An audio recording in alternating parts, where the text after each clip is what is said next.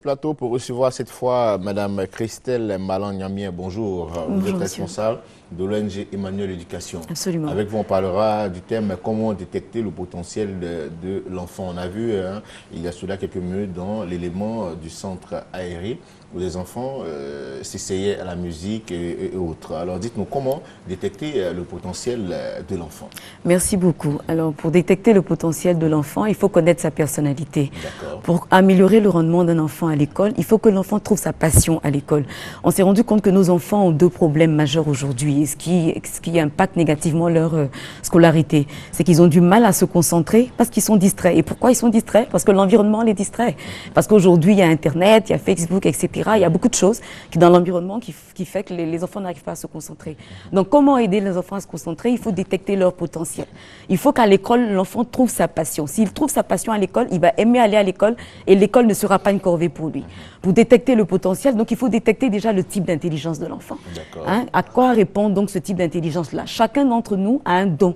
C'est pour ça que je dis toujours aux parents, je dis toujours aux enseignants, il n'y a pas d'enfant bête, il n'y a pas d'enfant qui ne soit pas intelligent. On a tous une intelligence quelque part. Et dans tout, il y a une réflexion derrière. Donc, on détecte le type d'intelligence. Il y a 9 types d'intelligence, donc au total, pour tous les êtres humains. Et nous, on va détecter le type d'intelligence dominant chez l'enfant. Une fois qu'on trouve ce type d'intelligence dominant, on va orienter l'enfant dans une activité d'éveil qui va stimuler ce type d'intelligence, donc réveiller ce type d'intelligence. L'objectif, c'est quoi? Pour qu'un enfant travaille, il faut le motiver et il faut le mettre en confiance. Le mettre en confiance, c'est quoi? C'est que quand l'enfant, par exemple, est en 6e, il faut qu'il sache que s'il est arrivé en 6e, c'est parce qu'il a la capacité de comprendre tout ce qu'il fait en 6e. Deuxième élément qui va le mettre en confiance, c'est qu'il faut qu'il excelle dans quelque chose. Dans quoi il va exceller? Dans ce dans quoi il a un potentiel. Donc si on l'oriente dans une activité d'éveil dans laquelle justement il arrive à exceller, cette activité d'éveil-là va l'aider à augmenter son temps de concentration pour justement être beaucoup plus efficace à l'école. Donc l'enfant va se retrouver à pouvoir se concentrer 3-4 heures, lui qui n'arrivait pas à se concentrer 1 heure, 2 heures devant un devoir de mathématiques ou un devoir de sciences physiques. D'accord. Vous parlez de différents types d'intelligence au nombre de 9. Alors, est-ce qu'on peut avoir ce type d'intelligence-là? Absolument. Alors, on a l'intelligence linguistique, donc tous ceux qui ont une intelligence particulière pour utiliser les langues. L'intelligence scientifique, mathématique, on va dire, donc tous ceux qui ont une facilité pour retenir les chiffres, voilà, pour la logique mathématique. L'intelligence intrapersonnelle, cette intelligence-là est une intelligence qui vous permet de vous comprendre vous-même, de comprendre vos réactions par rapport à vos émotions. L'intelligence interpersonnelle qui vous comprend de mieux comprendre les autres, d'anticiper sur les réactions des autres. L'intelligence musicale que nos artistes utilisent avec dextérité. L'intelligence naturaliste qui consiste à comprendre tous les phénomènes naturels, la biologie, etc. En général, ils vont être des biologistes, etc. Parce qu'il faut dire qu'à tous ces types d'intelligence-là correspondent des métiers auxquels nous, on donne ces métiers-là aux enfants juste à titre indicatif pour que déjà ils puissent se dessiner dès la 6e un projet de vie. L'intelligence existentielle, elle va concerner un petit peu les historiens, les politiciens, les personnes qui aiment réfléchir sur des questions existentielles. Enfin, l'intelligence visuelle spatiale qui va concerner un petit peu les architectes, les décorateurs, voilà, tous ceux qui ont le sens vraiment de l'harmonie des couleurs, etc. D'accord, mais dites-nous, à partir de quel âge véritablement l'on peut déjà détecter le potentiel chez un enfant? Alors, à tout âge. Déjà, avant 7 ans, par l'observation, donc l'observation des jeux, des centres d'intérêt de l'enfant, quand il vient, quand il est à la maison, à quoi il aime jouer, on peut déjà détecter ces centres d'intérêt qui vont correspondre donc au talent, au don qu'il a en lui. Ensuite, avec les tests donc, que nous utilisons à partir de la classe de CE1, donc on va dire à partir de 8 ans, on peut utiliser ces tests-là pour détecter le type d'intelligence de l'enfant. Les parents en ont un gros problème. Le plus souvent, nous-mêmes, on oriente les enfants sur peut-être ce qui n'est pas idéal pour ces derniers-là. Alors, comment faire véritablement pour les laisser s'exprimer? Alors, merci beaucoup pour la question, parce que la question de l'orientation est une question essentielle, justement.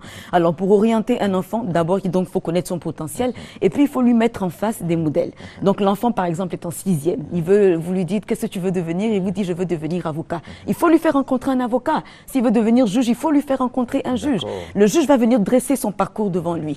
Et l'avocat va lui expliquer, si tu veux devenir avocat, tu vas entrer entrer à l'université et tu vas entrer dans une faculté qu'on appelle la faculté des sciences juridiques. En sciences juridiques, tu auras un exercice qu'on va appeler la dissertation juridique. Pour maîtriser la dissertation juridique, il faut que tu maîtrises la dissertation elle-même. Et la dissertation, où tu l'apprends? Entre la seconde et la terminale. Pour maîtriser la dissertation, il faut que tu maîtrises la rédaction. La rédaction que tu fais donc entre la 6e et la 3e. L'enfant comprend pourquoi il étudie. Parce que c'est ça le problème. Pourquoi nos enfants n'étudient pas? C'est qu'ils ne savent pas à quoi correspondent ce qu'ils sont en train de faire actuellement. Je fais l'histoire géo, je fais les sciences physiques, mais à quoi ça va me servir? On va à l'école pour pouvoir réaliser un projet de vie. Bon, on ne s'oriente pas par rapport aux besoins de la société. Je dis toujours que, même aux étudiants que je suis, je leur dis toujours, on s'oriente là où on a un potentiel. C'est quand vous vous orientez là où vous avez un potentiel, vous avez tellement l'intelligence du métier que vous arrivez à développer de nouveaux secteurs d'activité et vous arrivez à créer de la richesse par rapport à cette activité-là. Donc l'enfant est orienté par rapport à son potentiel.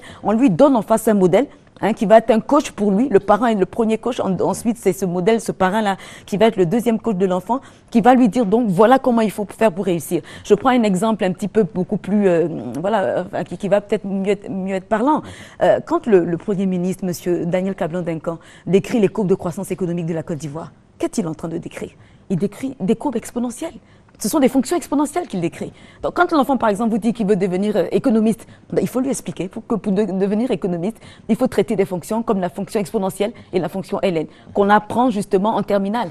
Mais il ne peut pas traiter une fonction exponentielle si en première, il ne peut pas traiter les parités, les dérivés. Il ne peut pas traiter les parités, les dérivés si en seconde, il ne sait pas ressortir les domaines de définition. Il ne peut pas traiter les domaines de définition si en troisième, il n'a pas su traiter les équations et les inéquations. Il ne peut pas traiter les équations et les inéquations si en quatrième, il ne sait pas ce qu'on appelle factoriser, réduire, utiliser les identités remarquables. Donc vous voyez, l'enfant, il a un process. Il sait qu'il faut il maîtrise les identités remarquables en quatrième parce que ça va lui permettre de résoudre les équations et les inéquations qui ensuite vont lui permettre de pouvoir traiter les limites, les suites numériques pour être un bon économiste. Vraiment, pas plaisir à échanger avec vous. Hein.